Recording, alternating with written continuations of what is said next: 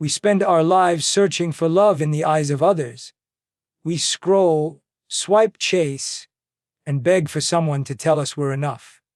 But here's the illusion: you cannot truly receive what you haven't first given yourself.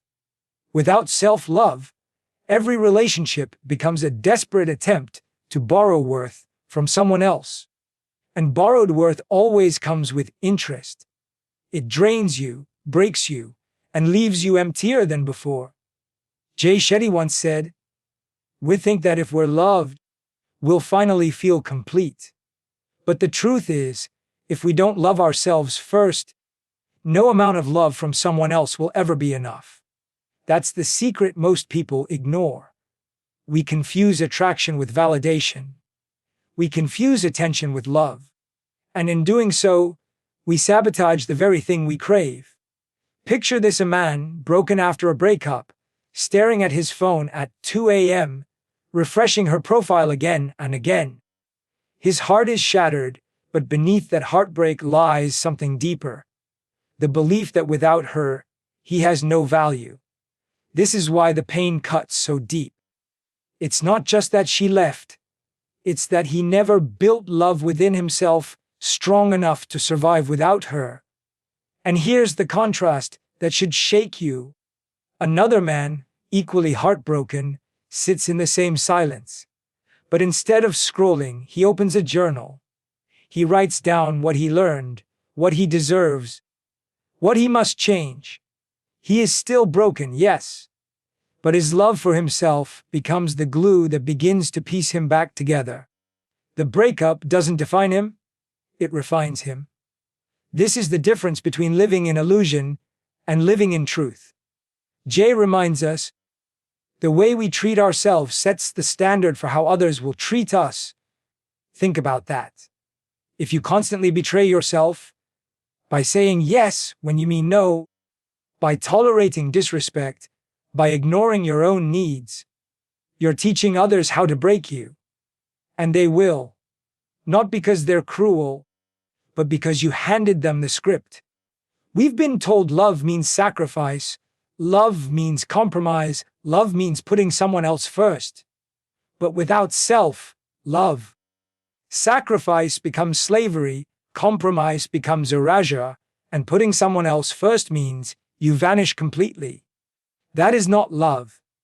That is dependence dressed in romance. And here's the painful truth: most relationships fail not because love disappears, but because self-love was never there to begin with. Two incomplete people cannot complete each other. They only magnify each other's wounds. You cannot pour from an empty cup, and yet that's what so many try to do. They keep pouring, hoping someone will notice, but inside they're running dry. Jay says, fall in love with taking care of yourself, with the deep healing of your soul, with patience and compassion, because that love will teach others how to love you. Imagine if we took that seriously. Imagine if, instead of chasing love like beggars, we cultivated it like kings, abundant, overflowing, unshakable. How different would our relationships look? How many heartbreaks could be avoided if we stopped demanding from others what we refuse to give ourselves? But let's be honest, loving yourself isn't easy. It means facing the parts of you you've avoided. It means forgiving yourself for mistakes you replay every night. It means admitting that sometimes you were the reason things fell apart. That's why so many people skip this step. They would rather chase someone else than face themselves. They would rather drown in distractions than dive into their own depths. Yet the irony is cruel. Until you face yourself, you'll keep meeting the same heartbreak in different faces. The same lessons will repeat until you learn them.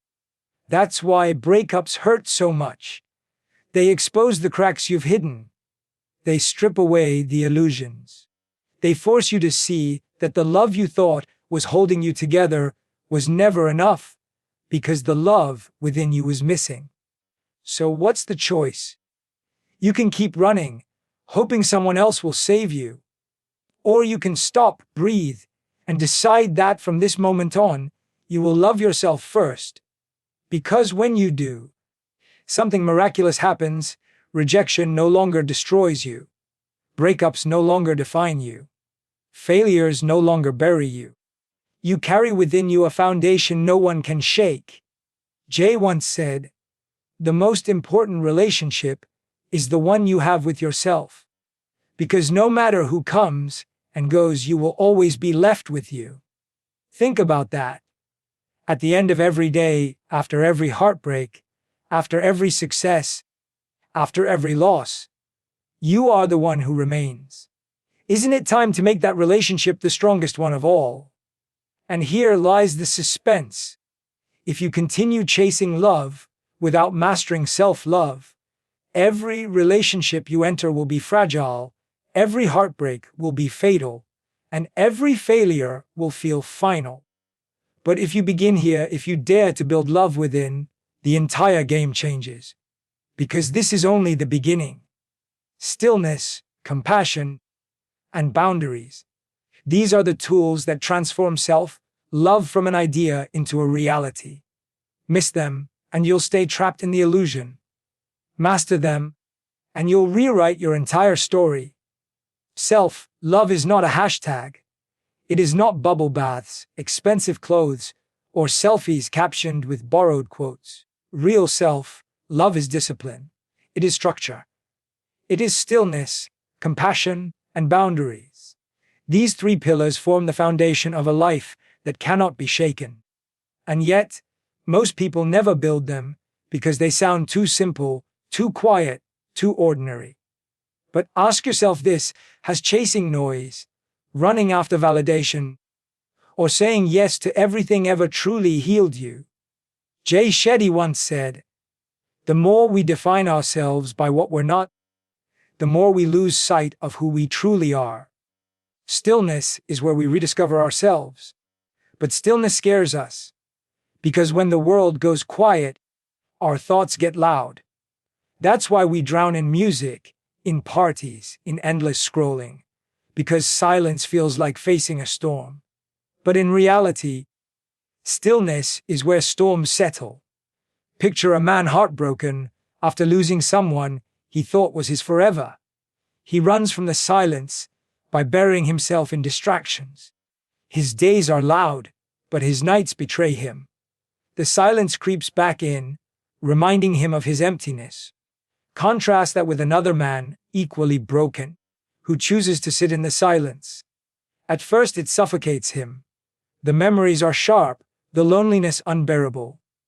But as he breathes deeper, he begins to hear something beneath the noise, his own voice. The whispers of what he deserves, what he must change, what he is capable of. That is the gift of stillness. It strips away illusions until all that's left is the truth. But stillness alone isn't enough. Because once you face yourself, you must choose how to treat yourself. That's where compassion enters. Jay reminds us, be kind to yourself in the same way you would to someone you love. You deserve your own love and affection. Yet how often do we extend compassion to everyone else but starve ourselves of it? When a friend fails, we encourage them. When we fail, we crucify ourselves. When a loved one stumbles, we remind them of their worth. When we stumble, we remind ourselves of every reason we're worthless. Imagine telling a wounded child, "You're pathetic for falling." We'd never do it. Yet, that's how we talk to ourselves, every single day. Compassion means rewriting that dialogue. It means forgiving ourselves for mistakes, not excusing them, but learning from them. It means holding space for our pain without letting it define us. Because when you treat yourself with compassion, you stop seeking permission from others to feel whole. Stillness clears the fog. Compassion heals the wounds. But without boundaries, both collapse. Boundaries are the invisible fences that protect our energy, our values, our peace. And yet, so many of us treat boundaries as betrayal. We think saying no makes us selfish. We think distancing ourselves from toxic people makes us cruel. But Shetty said it best. Don't let people who don't value you control your life. Boundaries are not walls. They are bridges to healthier relationships. Consider the man who says yes to everyone. Yes to staying late at work. Yes to friends who drain him. Yes to partners who disrespect him. Outwardly, he looks generous. Inwardly, he's exhausted, bitter, and empty. Now picture the man who draws boundaries. He says no when his peace is at stake. He limits access to those who abuse his kindness. He chooses carefully where his time and energy go. Outwardly, some may call him selfish. Inwardly, he is strong, calm, and clear. Which one truly loves himself? Boundaries don't push love away. They protect it. They teach people how to treat you, just as your lack of boundaries teaches them how to misuse you. Every time you say yes when you mean no, you betray yourself. Every time you stay silent when you should speak, you abandon yourself. Self-love without boundaries is a castle without walls. Any storm can tear it down. Stillness, compassion, boundaries. 3 simple words, but together they change everything. They turn heartbreak into wisdom. They turn failure into lessons. They turn emptiness into fullness. But here's the trap: most people stop here. They think stillness, compassion, and boundaries are the end of the journey. They post about it, talk about it, and then wonder why their life still feels incomplete. Because the truth is, these are just the foundation. Without the next step, even the strongest foundation will never become a home. Shetty reminds us, you don't get to choose if you get hurt in this life, but you do get to choose who you become because of it. Stillness helps you see the pain. Compassion helps you survive it. Boundaries help you prevent more of it. But transformation, the rewriting of your inner dialogue, that is what turns self-love from survival into power. And that is the secret most people miss. Because you can sit in silence, forgive yourself, and guard your energy, but if the voice inside your head is still tearing you down, you'll never rise. That is where we go next. And once you hear it, you'll realize that self-love isn't just healing, it's rebirth. The voice inside your head is the loudest voice you'll ever hear. It whispers when you fail. It shouts when you're alone. It repeats every insult, every rejection, every mistake like a broken record you can't turn off. And here lies the tragedy. If you don't master that voice, it will master you. Shetty once said, "Don't let the noise of others' opinions drown out your own inner voice." But what happens when the loudest critic is not others, but yourself? You don't need enemies when your mind is already at war with you. That's why so many men collapse after heartbreak. They don't just lose someone, they inherit a crueler voice inside that says, "See, you weren't enough." Contrast this with a man who decides to rewrite the script. He still feels the sting of rejection, still remembers the nights he begged for someone to stay. But instead of letting his mind replay those scenes as proof of his failure, he begins to reframe them. He tells himself, "This is not the end of my story. This is the chapter that teaches me how strong I can be." Same pain, different meaning. That difference can save a life. The inner dialogue is the battlefield of self-love. And the truth is, most of us grew up with voices that taught us to doubt, criticize, and shrink. Parents, teachers, partners, all planted seeds that became weeds in our minds. Self-love means pulling those weeds out one by one. It means catching yourself in the act of self-sabotage and choosing a different script. Jay reminds us, what you tell yourself every day will either lift you up or tear you down. Think about that. Every insult you repeat to yourself is a brick you place on your own chest. Every word of kindness is a key that unlocks the chains. Which one are you choosing more often? Picture a man who fails at his job. His inner critic screams, "You're worthless. You'll never succeed. Everyone's laughing at you." He believes it, and so he gives up. But another man, facing the same failure, speaks differently. "This mistake is proof I'm trying. This loss is preparing me for my next win." Failure is not final, it's feedback. Same failure, two voices, two outcomes. One man sinks, the other rises. And here's the paradox most men miss. Being kind to yourself is not weakness, it's strength. It takes courage to speak love into the places where shame has lived for years. It takes discipline to look in the mirror and say, "I am still worthy," when every part of you feels broken. That is not arrogance, it's alignment. Jay said, "The relationship you have with yourself sets the tone for every relationship you have." If your inner voice is cruel, you'll tolerate cruelty from others. If your inner voice is kind, you'll expect kindness from others. That's why rewriting your inner dialogue is not just self-love, it's self-protection. It decides what kind of love you will allow into your life. But how do you rewrite a voice that's been there for years? You start with awareness. You catch the critic mid-sentence. You refuse to let its words become your truth. And then you replace them. Not with empty affirmations, but with powerful reframes. You don't say, "I'm perfect." You say, "I'm growing." You don't say, "I never fail." You say, "Every failure is a step forward." You don't say, "I don't need anyone." You say, "I deserve someone who values me." This is not lying to yourself. It's leading yourself. It's becoming the coach, the friend, the father, the brother you always needed. Because if you don't give yourself that love, you will keep begging others for it. And begging has never built a healthy relationship. Imagine this: every morning, a man looks in the mirror. Yesterday, he would sigh and say, "Here's the loser who can't get it right."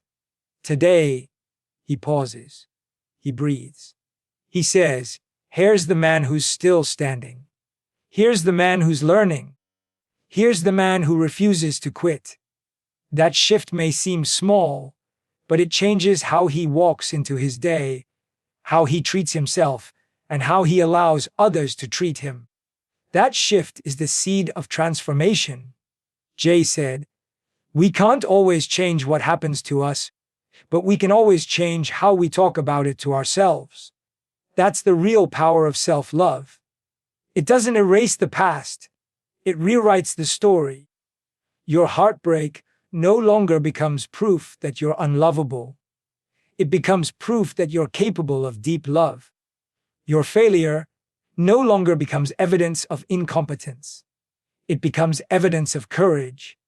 And here's the warning: if you don't rewrite this dialogue, it doesn't matter how much stillness, compassion, or boundaries you practice, you'll sabotage it all. You'll sit in silence, but call yourself weak. You'll forgive yourself in public, but condemn yourself in private. You'll draw boundaries, but still believe you're undeserving. Without transformation of the inner voice, self-love remains surface level. But with transformation, everything changes. You walk differently. You speak differently. You attract differently. You begin to see yourself not as the victim of life, but as the author of it. And once you taste that freedom, you'll never want to go back. Still, there's one more step. Because self-love, no matter how strong, cannot end with you. If it does, it becomes pride. The final secret is this: loving yourself first is only the beginning. The ultimate purpose of self-love is to unlock real love for others. And if you think loving yourself is powerful, wait until you see what happens when that love begins to overflow. We've been taught that loving yourself is selfish, that it makes you arrogant, that it closes you off from others. But the truth is the opposite. Self-love is not the end. It is the beginning. It is the seed that grows into every healthy relationship, every meaningful connection, every act of love that lasts. Without it, your love for others becomes hunger. With it, your love becomes abundance. Shetty once said, "The relationship you have with yourself sets the tone for every relationship you have. If your tone is harsh, your relationships will be filled with criticism. If your tone is gentle, your relationships will echo with compassion." Loving yourself first doesn't mean you stop giving. It means you start giving from overflow instead of emptiness. Think of the man who never built self-love. He falls in love quickly, deeply, desperately. He gives everything, not out of wholeness, but out of fear, fear of being alone, fear of being unseen. At first, it feels romantic. But soon, his partner feels the weight of carrying his insecurity, his constant need for reassurance, his hidden belief that without her he is nothing. The relationship collapses under the pressure of his emptiness. Now picture another man. He has faced his silence, learned compassion for himself, drawn strong boundaries, and rewritten his inner dialogue. When he loves, it is not desperation, it is choice. He doesn't beg for worth, he shares it. He doesn't demand to be healed, he offers healing. His love doesn't suffocate, it breathes. That is the difference self-love makes. It turns love from chains into wings. Jay reminds us, you don't need to be loved by everyone. You just need to be loved by yourself and by the right people. When you love yourself, you stop chasing people who treat you like an option. You stop begging for crumbs of attention. You stop mistaking toxicity for passion. Instead, you wait. You choose.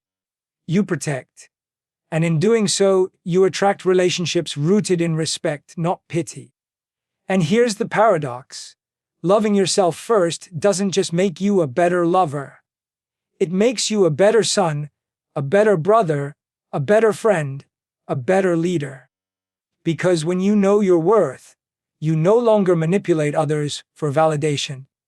You no longer use people to patch holes in your soul.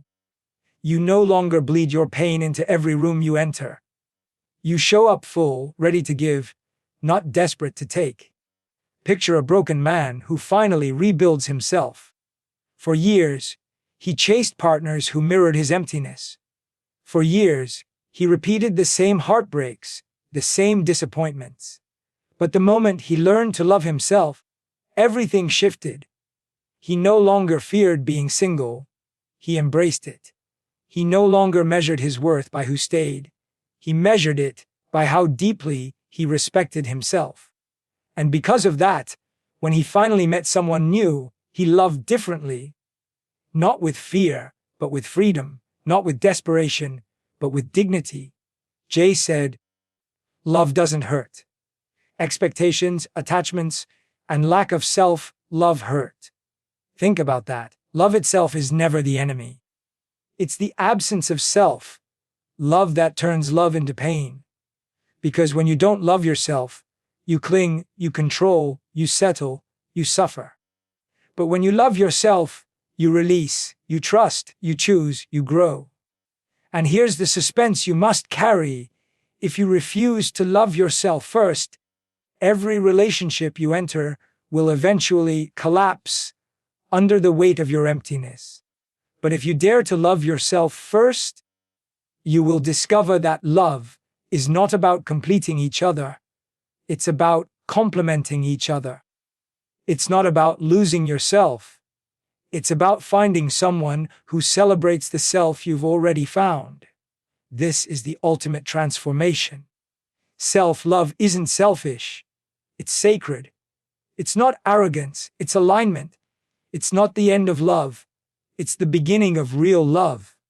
Without it, you'll always settle for less. With it, You'll never again accept anything less than respect, trust, and joy. So let this be your challenge. Stop waiting for someone else to save you. Stop begging others to love a version of you that you don't even love yourself. Start today. Start with stillness. Start with compassion. Start with boundaries. Start with rewriting your inner voice. And then, when you've built a love inside that cannot be shaken, share it, give it, let it overflow into the world. Because Shetty reminds us, the best way to love others is to love yourself first. Because then your love is not need, it's gift. And that gift can change everything. So the question is not, when will I find the one? The question is, when will I become the one? First for myself, then for others. And if you dare to answer that question today, your life, your relationships, your future will never be the same.